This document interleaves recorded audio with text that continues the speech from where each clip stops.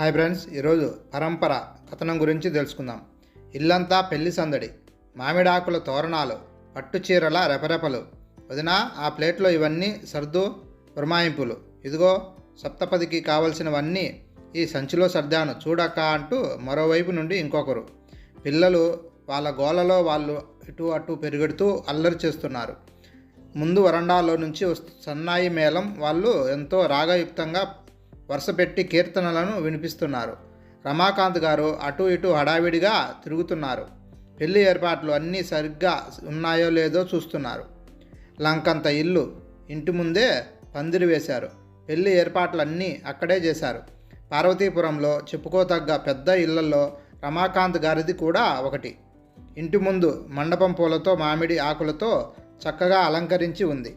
వాళ్ళ ఇంటి పురోహితుడు జగన్నాథం అక్కడి ఏర్పాట్లు అన్నీ చూసుకుంటున్నాడు. అయ్యా రమాకాంత్ గారు, అమ్మాయిని గౌరీ పూజకు సిద్ధం చేయండి, టైం అవుతోంది అంటూ కేకేశాడు. సిద్ధంగానే ఉందండి అమ్మాయి అంటూ లోపల నుంచే సమాధానమిచ్చి రమాకాంత్ గారు రాగమాధురి ఉన్న గదిలోకి వచ్చారు. అమ్మాయి వైపు సంతృప్తిగా చూశారు. దగ్గరకు వచ్చి తల నిమురుతూ, నీ కోరిక తీరిందిగా అన్నట్లు చూశారు. ముగ్గురు అబ్బాయిల తర్వాత పుట్టిన ఒకే ఒక అమ్మాయి. రాగమాధురి అంటే ఆయనకు ప్రాణం. అల్లారు ముద్దుగా చూసుకుంటున్నారు. ఆయనకు సంగీతం అంటే చాలా ఇష్టం. పాటలంటే చెవి కొసుకుంటారు. ఖాళీగా ఉన్నారంటే రేడియోలో వచ్చే సంగీత కార్యక్రమాలు వింటూ ఉంటారు. ఎక్కడైనా సంగీత కచేరీలు, హరికథలు జరుగుతూ ఉంటే అక్కడికి వెళ్ళిపోతూ ఉంటారు. అందుకే తన కూతురికి రాగమాధురి అని పేరు పెట్టుకున్నారు. రాగమాధురికి మనసులో ఏదో చెప్పలేని అనుభూతి. ఒకవైపు ఆనంద పారవస్యం, ఎందుకంటే తాను కోరుకున్న వాడితో తాళి కట్టించుకోబోతోంది. మరి ఒకవైపు ఆందోళన, అంతా సవ్యంగా జరుగుతుందా అన్న ఆందోళన. అయితే అప్పటి వరకు ఉన్న ఆందోళన తండ్రి తన వైపు చూసిన చూపుతో తగ్గింది. నీకెందుకు భయం, నేనున్నాను అనే భరోసా ఇచ్చినట్లు అనిపించింది. ఎందుకంటే రవి కిరణ్తో పెళ్లి జరగడానికి ఒక రకంగా యుద్ధమే చేసింది. పెళ్లి సంబంధం మాట్లాడుకున్నప్పుడు అన్ని రకాలుగా బాగుంది అని అటు వాళ్ళు ఇటు వాళ్ళు సరే అనుకొని పెళ్లికి ఒప్పుకున్నారు. అన్నీ సిద్ధం చేసుకున్నారు. పెళ్లి చూపులు ఏర్పాటు చేసుకున్నప్పుడు అమ్మాయి అబ్బాయి ఒకరు నచ్చారు. రవికిరణ్ ఒడ్డు పొడుగు ఉండి గోధుమ వర్ణంతో చూడ్డానికి బాగుంటాడు. చక్కటి చిరునవ్వు, సభ్యత, సంస్కారాలతో ఉంటాడు. అయితే అబ్బాయి మిలిటరీలో చేరుతాడు అనే వార్త తెలియడంతో అమ్మాయి వైపు వాళ్ళు, ముఖ్యంగా తల్లి రాజేశ్వరి ససేమిరా అనడంతో ఇక పెళ్లి ఏర్పాట్లకు గండి ఏర్పడింది. ఆవిడికి అసలు ఇష్టం లేదు. కానీ రాగమాధురి, రవికిరణ్ మాత్రం ఇద్దరూ చాలా నిరుత్సాహపడ్డారు. ఇంట్లో పెద్ద రగడే జరిగింది. అతను మిలిటరీలో చేరుతాడు అనగానే అతనంటే ఇంకా ఆరాధనా భావం పెరిగింది. అతన్ని తప్పితే ఇంకెవ్వరినీ చేసుకోను అని తెగేసి చెప్పింది రాగమాధురి. తర్వాత ఎన్ని సంబంధాలు చూసినా తిరగొట్టింది. ఏడాది గడిచింది. డిగ్రీ అయ్యింది. కర్ణాటక సంగీతంలో కూడా పట్టా తీసుకుంది. తల్లి రాజేశ్వరి పోరు పెడుతూనే ఉంది పెళ్లి గురించి. మొదట్లో రమాకాంత్ గారు కూడా సంబంధం వద్దు అన్నారు. కానీ అమ్మాయి పట్టుదల చూసి ఒప్పుకున్నారు. ఇక లాభం లేదు అనుకుని రవికిరణ్ తల్లిదండ్రులను సంప్రదించారు. వాళ్ళు సముఖంగానే ఉన్నారు. వాళ్ళ అబ్బాయి కూడా అమ్మాయిని ఇష్టపడ్డాడు కాబట్టి వాళ్ళకి ఏమీ అభ్యంతరం లేదు అన్నారు. రవికిరణ్ తండ్రి జానకిరామ్ గారు స్వతంత్ర ఉద్యమంలో తిరిగారు. కొడుకు మిలిటరీలో చేరతాను అనగానే ఆయన ఏమాత్రం అభ్యంతరం చెప్పలేదు. ఆ ఊళ్ళో బాగా డబ్బు పరపతి ఉన్న వాళ్ళలో ఆయన కూడా ఒకడు. రమాకాంత్ గారి అమ్మాయి సంబంధం చేసుకోవాలని జానకిరామ్ గారికి తులసి కూడా ఉంది. అందుకే మళ్ళీ ఏడాది తర్వాత అబ్బాయిని చేసుకుంటామని వచ్చినా కూడా వెంటనే సరే అన్నారు. పెళ్లి ఏర్పాట్లు చకచకా జరిగాయి. 2 కుటుంబాల చుట్టాలు అదే ఊళ్ళో, ఆ చుట్టుపక్కల ఊళ్ళలో దగ్గరే ఉన్నారు. పెళ్లికి అందరూ తరలి వచ్చారు. పెళ్లి ఘనంగా జరిగింది. రవికిరణ్కి అప్పటికే డెహ్రాడూన్లో ట్రైనింగ్ పూర్తయింది. ఇంకా కొద్ది రోజులు అక్కడే ఉండాలి. ఆ తర్వాత వేరే చోటికి పంపుతారు. సెలవు లేదని వెళ్ళిపోయాడు. రాగమాధురి అత్తగారింట్లోనే ఉండి వాళ్ళ ఇంట్లో అలవాట్లు, ఆచార వ్యవహారాలు అన్నీ తెలుసుకుంది. అత్తగారు కోడలితో నోములు పట్టించి ముచ్చట్లు తీర్చుకుంది. అలా 6 నెలలు గడిచాయి. రవికిరణ్కి పోస్టింగ్ రావడం, ఇల్లు ఏర్పాటు చేయడం జరిగింది అని రాగమాధురిని తీసుకెళ్ళాడు. వెంట రమాకాంత్ గారు, రాజేశ్వరి కూడా వచ్చారు కాపురం పెట్టించడానికి. వారు ఒక వారం ఉండి వెళ్ళిపోయారు. కొత్త ప్రదేశం, కొత్త వాతావరణం, తెలియని మనుషులు. మొదట్లో అంతా అయోమయం, గందరగోళంగా అనిపించింది రాగమాధురికి. చుట్టూ హిందీ మాట్లాడే వాళ్ళే, తెలుగు తప్ప వేరే భాష మాట్లాడని వాతావరణం నుండి వచ్చిన ఆమెకి హిందీలో మాట్లాడటం రాదు. రవికిరణ్కి అదే పరిస్థితి. కానీ చాలా తొందరగా ఇంగ్లీష్, హిందీలో అనర్గళంగా మాట్లాడడం నేర్చుకున్నాడు. రాగమాధురి తెలివైనది కాబట్టి నెమ్మదిగా అక్కడి చుట్టుపక్కల వాళ్ళతో పరిచయం చేసుకుని అందరితో కలిసిపోయింది. వాళ్ళు కూడా మాధురితో కాలక్షేపం చేయడానికి వచ్చేవాళ్ళు. హిందీలో మాట్లాడడం నేర్చుకుంది. వాళ్ళ వంటలు నేర్చుకుంది. వాళ్లకు తన వంటలు నేర్పింది. ఆమె సంగీతం పాడుతూ ఉంటే చాలా ఆనందించేవాళ్ళు, అర్థం కాకపోయినా. వాళ్ళకి ఇంగ్లీష్ నేర్పేది. 5 ఏళ్ళు గడిచాయి. 3 సార్లు కాన్పులకు పార్వతీపురం వెళ్ళింది. మొదటిసారి అబ్బాయి పుట్టినప్పుడు బాలసార అందరినీ పిలిచి పెద్ద ఆర్భాటంగా చేశారు. మధుకర్ అని పేరు పెట్టుకున్నారు. రెండోసారి అమ్మాయి పుట్టింది. మహాలక్ష్మి పుట్టిందని పొంగిపోయారు. మహాలక్ష్మి అని పేరు పెట్టుకున్నారు. మనవరాలి ఒంటి నిండా బంగారం నింపేశారు 2 తాతలు. మాధురి 3 అన్నలకు కూడా పెళ్ళిళ్ళయ్యాయి. అందరూ కలిసి ఉంటున్నారు. జానకిరామ్ గారు, తులసి ఒకరి తర్వాత ఒకరు అనారోగ్యంతో కాలం చేశారు. 3వ కాన్పులో అమ్మాయికి తులసి అని నామకరణం చేశారు. రవికిరణ్కి ప్రమోషన్ వచ్చింది. ఆర్మీ క్వార్టర్స్లో ఇల్లు ఇచ్చారు. అక్కడికి మకాం మార్చారు. చుట్టుపక్కల వాళ్ళు మాధురి దూరం వెళ్ళిపోతుందని చాలా బాధపడ్డారు. ఒకరికొకరు బహుమతులు ఇచ్చుకున్నారు. విందులు ఏర్పాటు చేసుకున్నారు. క్వార్టర్స్కి వచ్చాక కొత్త వాతావరణం. అందరితో పరిచయాలయ్యాయి. అక్కడ కొంతమంది తెలుగు వాళ్ళు కూడా ఉన్నారు. నెలలు, సంవత్సరాలు గడుస్తున్నాయి. అక్కడి స్కూల్లో పిల్లల్ని చేర్పించారు. పిల్లలు 3 స్కూల్కి వెళ్తుంటే మాధురికి కాస్త తీరిక దొరికింది. అప్పుడప్పుడు అక్కడి వాళ్ళు అందరూ కలిసినప్పుడు, పార్టీలు జరిగేటప్పుడు మాధురి పాటను విన్న చుట్టుపక్కల వాళ్ళు పిల్లలకి సంగీతం నేర్పమని అడిగారు. నీకు కూడా కాలక్షేపం అవుతుంది, సంగీతం మర్చిపోకుండా ఉంటావు, నేర్పు అని రవికిరణ్ కూడా అన్నాడు. సాయంత్రం పూట పిల్లలకి సంగీతం పాఠాలు ప్రారంభించింది. బయట పిల్లలతో పాటు 5 ఏళ్ళు, 3 ఏళ్ళు వచ్చిన మహాలక్ష్మి, తులసి కూడా అమ్మ పక్కన కూర్చొని ముద్దుగా సంగీతం నేర్చుకుంటున్నారు. చదువులో మధుకర్ చాలా చురుకుగా ఉన్నాడు. రవికిరణ్ లాగే వాడు కూడా మంచి పొడగరి అవుతున్నాడు. వాడికి మాధురి రంగు వచ్చింది. తెల్లగా, చక్కటి రూపం, మంచి రంగుతో చక్కగా ఉంటాడు. రవికిరణ్ వాడిని ఆర్మీ ఆఫీసర్ని చేస్తానని అంటూ ఉంటాడు. రాగమాధురి కూడా అదే కోరిక, కొడుకుని పెద్ద ఆర్మీ ఆఫీసర్గా చూడాలని. అసలు అక్కడి ఆర్మీ వాళ్ళని చూసినప్పుడే ఆమె మనసులో ఆ కోరిక ఏర్పడింది.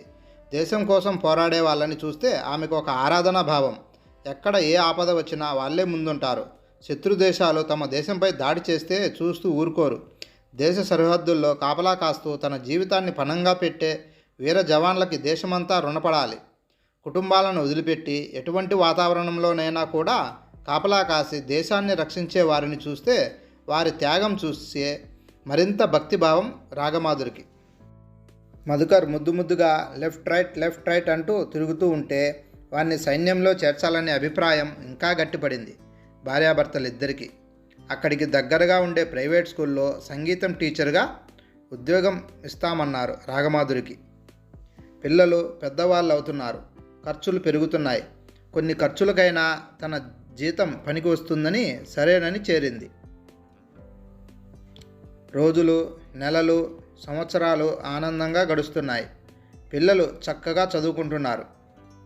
రవికిరణ్ ఉద్యోగంలో ఇంకొక మెట్టుపైకి ఎక్కాడు. మధుకర్ కాలేజీ చదువుకి వచ్చాడు. అయితే ఒక్కసారిగా ఆ కుటుంబంలో పెను తుఫాన్ బీభత్సాన్ని సృష్టించింది. రవికిరణ్ మృత్యు రూపంలో ఒక దురదృష్టకరమైన రోజు డ్యూటీలో ఉండగా ప్రాణాలు విడిచాడు. భరతమాత బిడ్డడు. దేశాన్ని రక్షిస్తూ ఆ దేశం కోసమే పోరాడుతూ ప్రాణాలు పణంగా పెట్టాడు. రవికిరణ్ని కోల్పోయిన ఆ కుటుంబాన్ని ఓదార్చడం ఎలాగో తెలియలేదు ఆ చుట్టుపక్కల వాళ్ళకి, చుట్టాలకి. మాధురిని పిల్లల్ని చూసిన వాళ్ళకి కడుపు తరుక్కుపోయింది.